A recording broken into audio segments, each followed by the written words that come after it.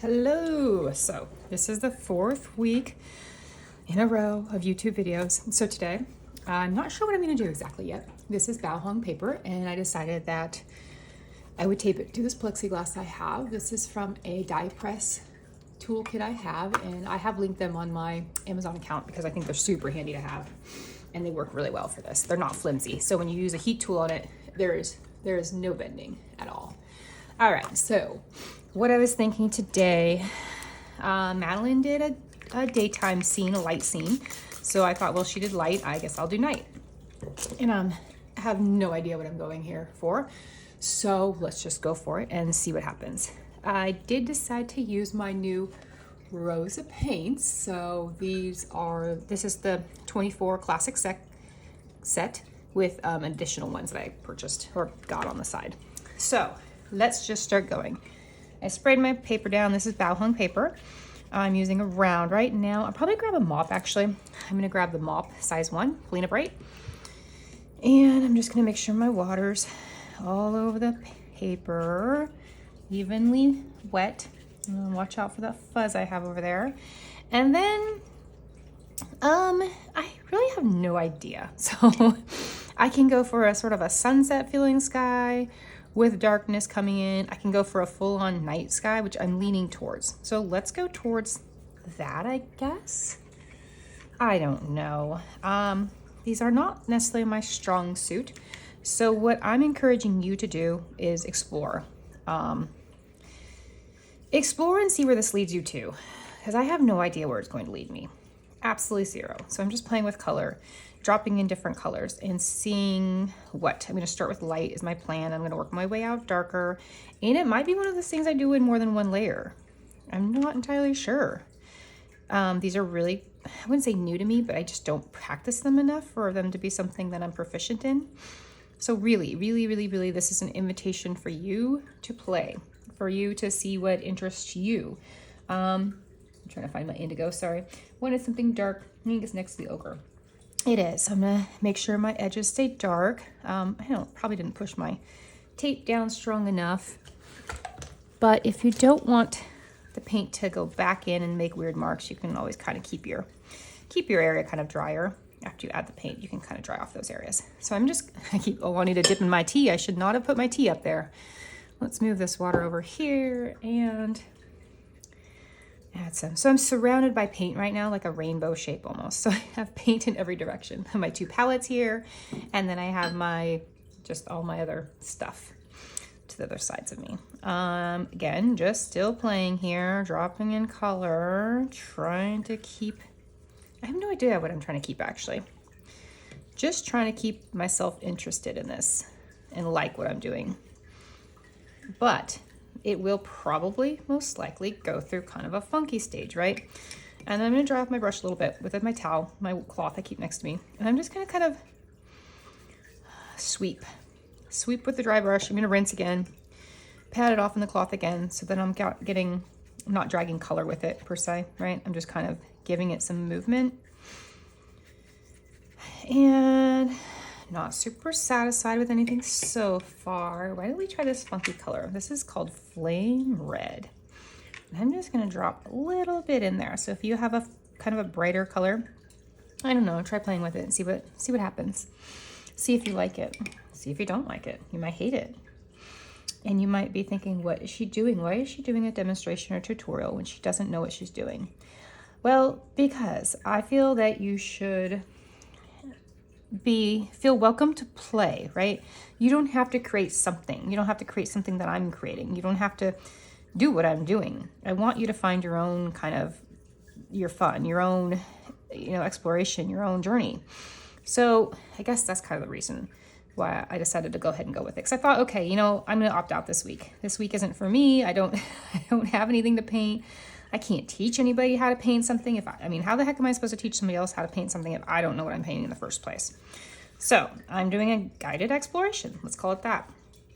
And I don't really even know what that means yet. I guess maybe we'll find out together. Hopefully it means something fun. Hopefully it means that you enjoy what you're doing versus having the pressure of not, and dropping in some green, which probably is absolutely funky.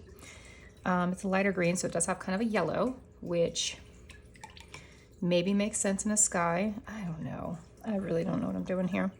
So let's stand up and look through the camera to see what I'm even remotely doing. Okay. Interesting. So I'm trying to, what I did before I got on, I kind of Googled a bunch of night sky images. And so in my head, I'm trying to remember those, which I can't remember those. I'm terrible when it comes to trying to pull stuff out of my head.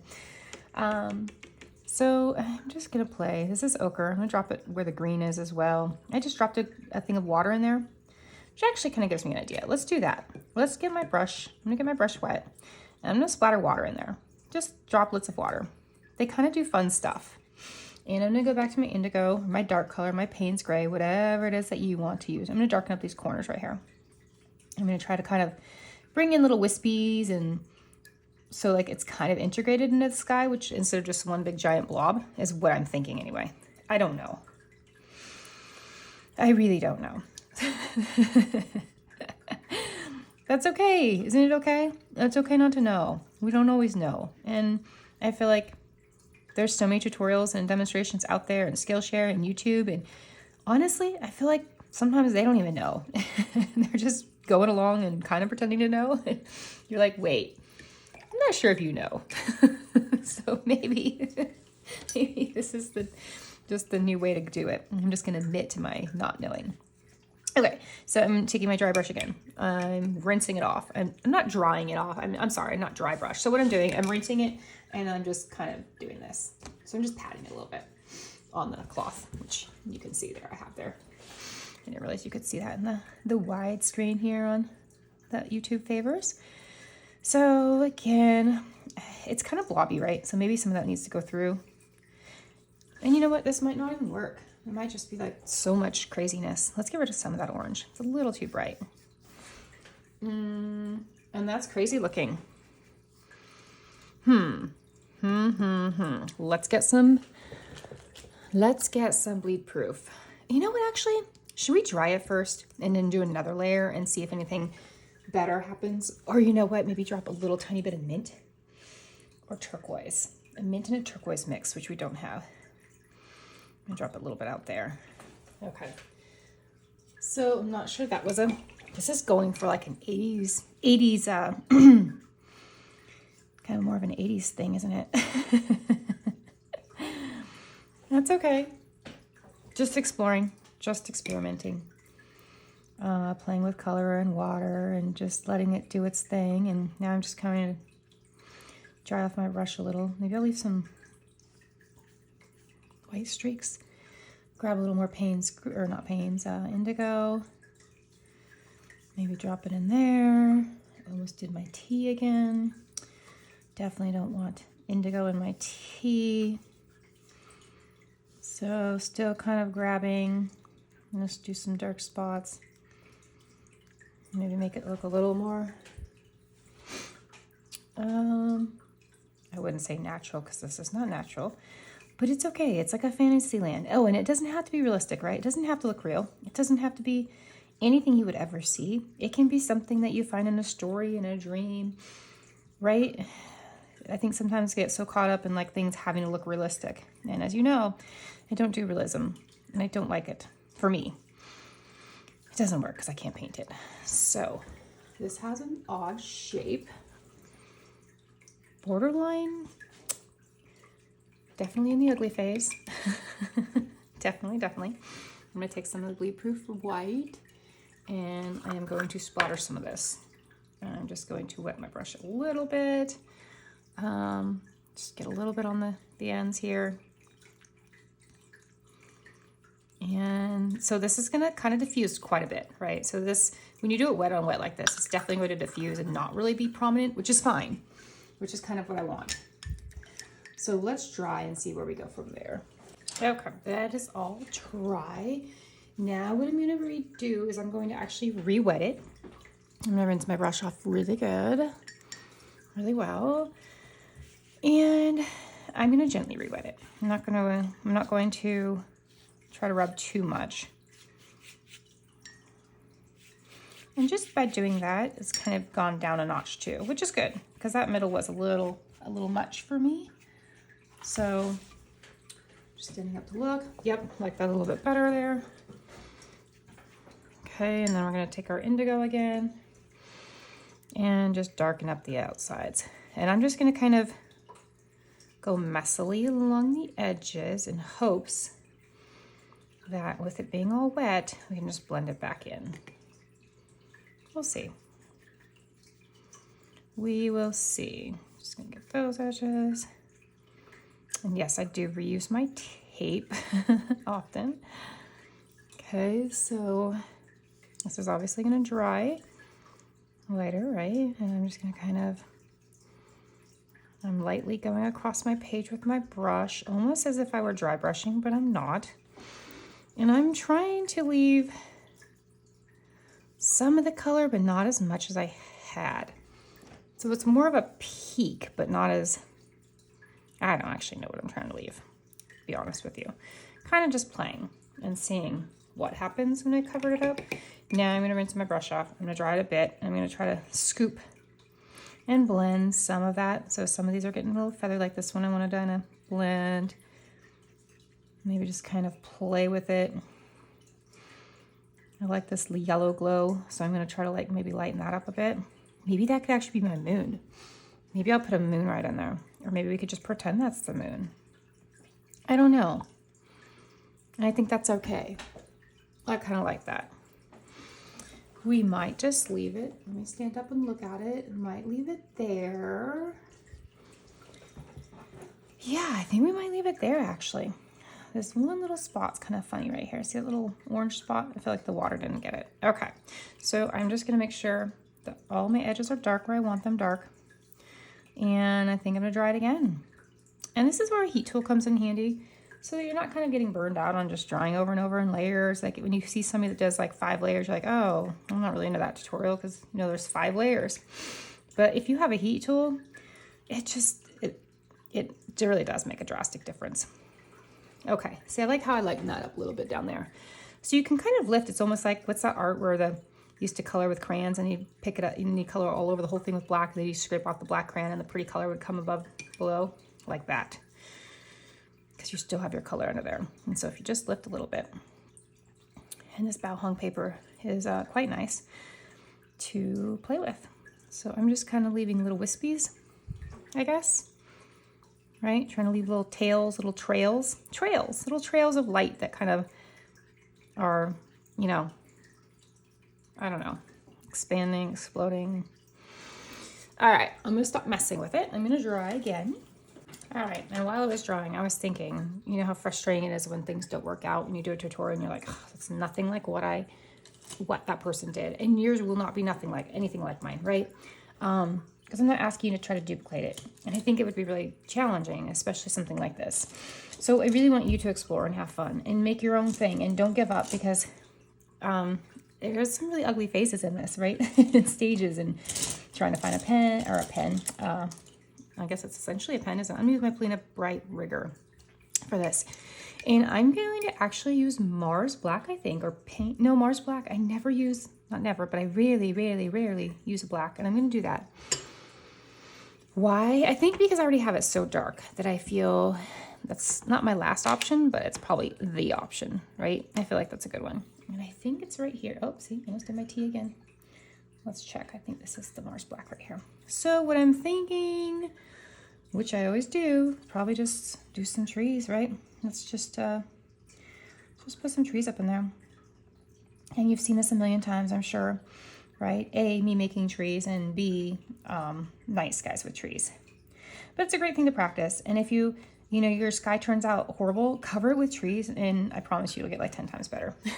So that's kind of, in my opinion, a redeeming part, right? And at the bottom, I'm probably just gonna turn it into like a slope or something. So I'm not gonna worry too much about what's going on with the bottom of my trees. But I'm gonna layer them pretty heavily. So I'm just gonna keep going. I'm gonna try to be mindful of, you know, what I've created. So I'm not going to cover up too much of the good stuff.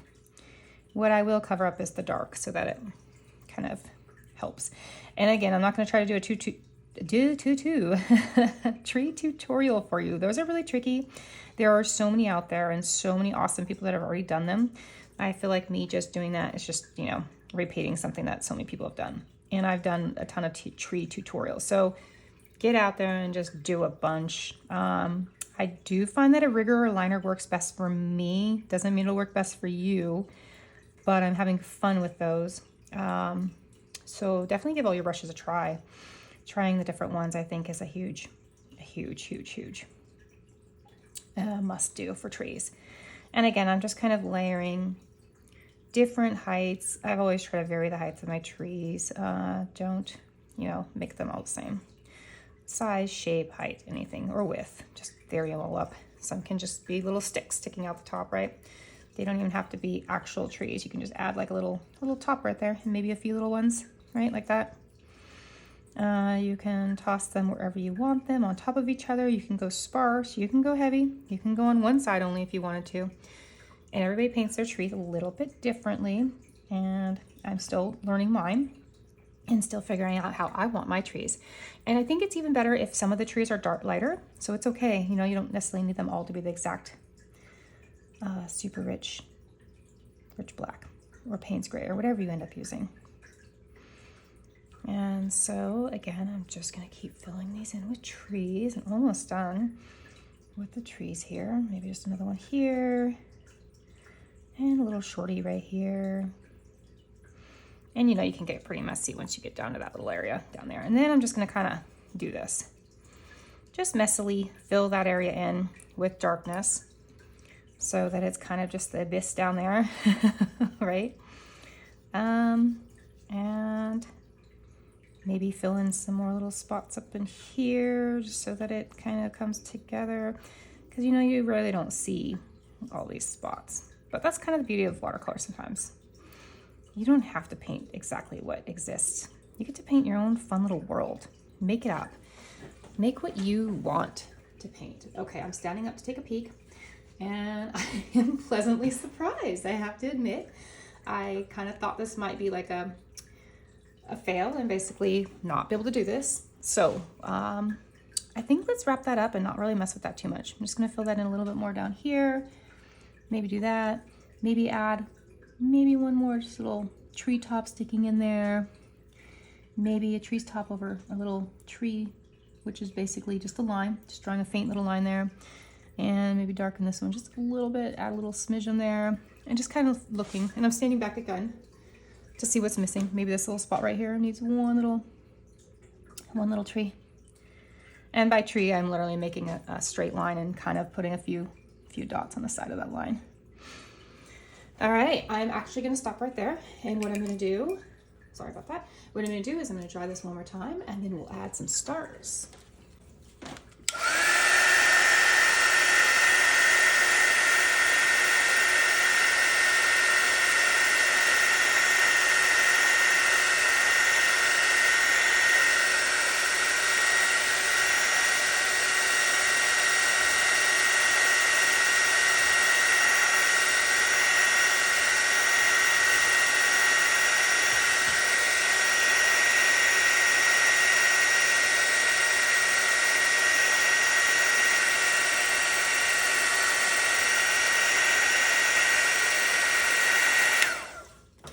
Going to mention with that heat tool, you don't have to worry about this plexi. Like I said, I just heated the heck out of it, and it's so thick, this one is, that it doesn't warp or anything. So it's really quite awesome. I'm going to grab a piece of paper so that I can cover my tree line. I actually don't want snow on the tree line this time, because sometimes, or not snow, I'm sorry, see, I don't want snow. I don't want snow. That is absolutely right. I want stars, not snow. Okay. So you can use a ton of different brushes for stars, whatever size you want, depending on also what size you want. So I'm using my round, Polina Bright round, size 0, and I'm not going to get too watery. You can also practice on a piece of side paper if you're concerned. I'm going to wipe a lot off and see what happens first. Okay, and I'm getting just the kind I wanted. A little bit of the light. First I want a big spraying of the light ones.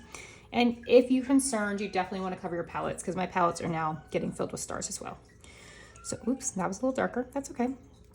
But if that does bother you, getting paint in your palettes, definitely cover your stuff. Sometimes it's nice to get bigger ones. So if you want a few bigger ones, get a little more paint, maybe just tap it once and you'll get some bigger stars. But I rather like that. So what I'm gonna do is I'm gonna strategically place these a little better. And I'm gonna grab one more piece of paper so that I can actually